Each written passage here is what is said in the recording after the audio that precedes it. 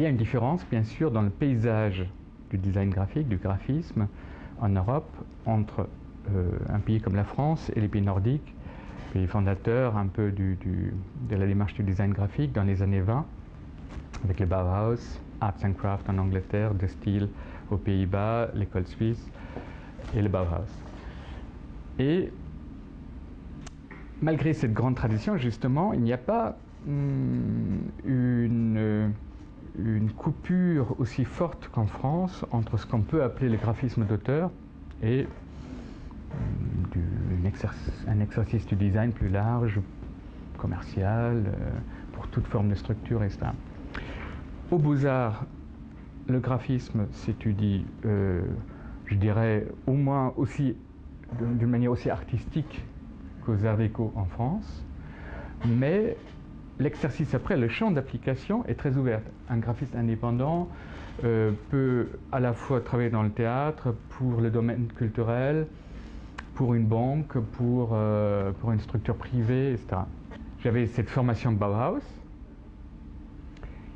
et j'ai adoré cette approche beaucoup plus latine du graphisme de Grappus, qui vient de cette tradition très française de l'affiche, où justement on n'a pas une école des années 20 d'artistes qui ont rencontré des industriels éclairés, et c'est ça qui a fait naître le design, mais c'est plus dans cet héritage de Toulouse-Lautrec, les peintres qui deviennent graphistes par les nouveaux médias de l'époque, la lithographie, etc., qui deviennent affichistes, avec au centre l'émotion de l'image. Là où dans le design nordique, c'est d'abord la structure, la typographie qui est l'élément structurant, et peut-être la photo, les deux ingrédients de base dans le graphisme des pays du Nord, là où ici il y a le geste encore, la chiure, comme on l'a souvent dit pour Grappus.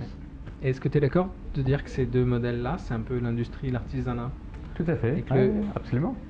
Parce qu'on avait parlé une fois de toi quand tu as fait la signalétique de l'exposition Design Day au Centre Pompidou, et où tu l'avais faite au pochoir pour dire le designer c'est un artisan. Il peut pas, et notamment le graphiste, accéder à l'échelle industrielle? Ah, il peut, c'est un choix. Ce que je voulais dire à l'époque avec D-Day au Centre Pompidou, c'est que je crois très profondément à la nécessité de garder une part d'artisanat, comme je disais, une part d'accident. Je crois à la nécessité de l'accident. Et je pense que si on pousse trop loin l'exercice du design, justement comme parfois c'est le cas dans un pays nordique, de tout régler, de tout maîtriser, on est dans un monde aseptisé. Il ne faut pas non plus que ce positionnement de l'artisan soit un positionnement auto-marginalisant. C'est-à-dire où, en fait, on choisit de rester à la marge parce que le grand monde de l'identité visuelle, des entreprises, etc., c'est pas assez pur.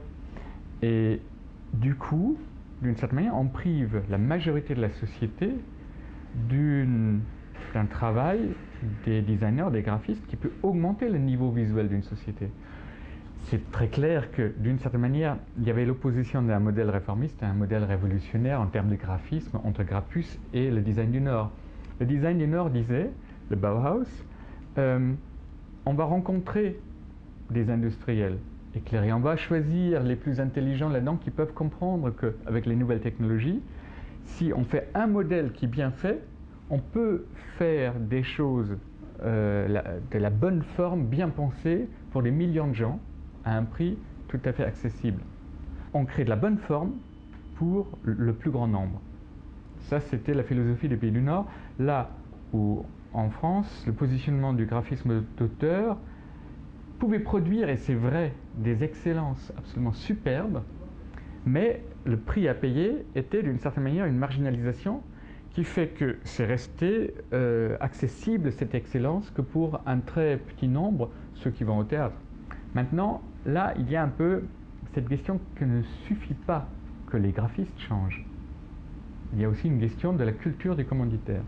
Il y a une vraie problématique là-dessus, qui est probablement en France plus grande que dans d'autres pays, où le commanditaire ne connaît pas non plus suffisamment le monde, les règles du monde du design, le respect de ce travail-là, et du coup n'a même pas l'idée d'aller vers des graphistes. Et va toujours passer plutôt par une agence de com qui, elle, va faire marcher sa filiale design pour répondre.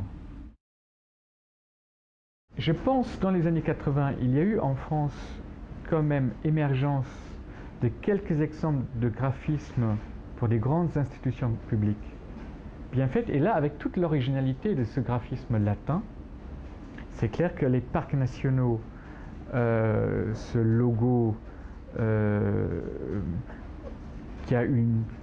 qui justement n'est pas un logo froid, qui est un logo chaud, qui a de l'émotion. Ça, c'était la situation spécifique de la France qui a pu produire ce truc entre une tradition particulière, une école de graphisme comme Grappus et Pierre Bernard à l'époque, et une situation d'un pays qui avait vécu son grand changement politique en 81, et où d'une certaine manière cette minorité marginalisée de graphistes auteurs d'avant pouvait, pour un laps de temps donné, accéder à une échelle de la société beaucoup plus large et du coup produire de l'excellence à une grande échelle. À part le positionnement des graphistes, il y a la question là, du commanditaire. Et c'est ça le problème de la communication visuelle en général. C'est ce triangle entre besoin de communication, graphiste et commanditaire, ce triangle des Bermudes où on peut se perdre. Et deuxièmement, c'est la question du commanditaire. Ça ne suffit pas que le graphiste ne veut plus être marginal, ne veut plus être une souris. Il faut encore que le chat sait qu'il y a des graphistes, et ça reste difficile. C'est-à-dire, dans les pays nordiques, il y a 1900-1920, révolution industrielle, émergence du graphisme comme un art industriel. Rencontre entre artistes et industriels, dès le départ. Et dès le départ, intégration de l'échelle industrielle. En France, ça n'a pas eu lieu. Alors, historiquement, là, on peut divaguer, on peut dire, d'abord, l'industrie, au moment de la révolution industrielle, était moins forte qu'en Angleterre, en Allemagne, etc. Et la paysannerie jouait un rôle beaucoup plus fort, le caractère rural de la France. Mais encore une fois, cette rencontre entre le monde industriel et les artistes qui deviennent designers n'a pas eu lieu, n'a pas fondé une école large dans les années 20 qui aurait formé des générations déjà de designers et immédiatement aurait ancré dans la société une habitude de, y compris dans les structures des commanditaires. Deux guerres mondiales, 1945, besoin de communication visuelle comme pour tout le monde, dans une réindustrialisation, etc. Alors, agences. Il y a les agences, bon, qui fonctionnent à la limite comme n'importe partout. Ça existe aussi dans les pays nordiques. Mais pas émergence de groupes de design, vraiment. Il y a de nouveau les individus qui persistent, les Savignac, les Cassandre à l'époque, les Savignac, etc. Mais ça reste des individus, c'est à compter sur une main. Et la réémergence d'une pratique de graphisme, et je dis de graphisme, pas de design graphique, en 68, comme une pratique protestataire, comme une forme d'anti-design. Encore une fois, c'est ça qui, d'après moi, fait le charme d'ailleurs du graphisme français, c'est une forme d'anti-design. Ça fonde alors quelque chose qui est absolument superbe, qui, au niveau culture iconographique, au niveau culture graphique très très fort, mais qui, de nouveau, ne va pas réussir immédiatement à créer un socle large dans la société, une habitude, une tradition de la commande de design.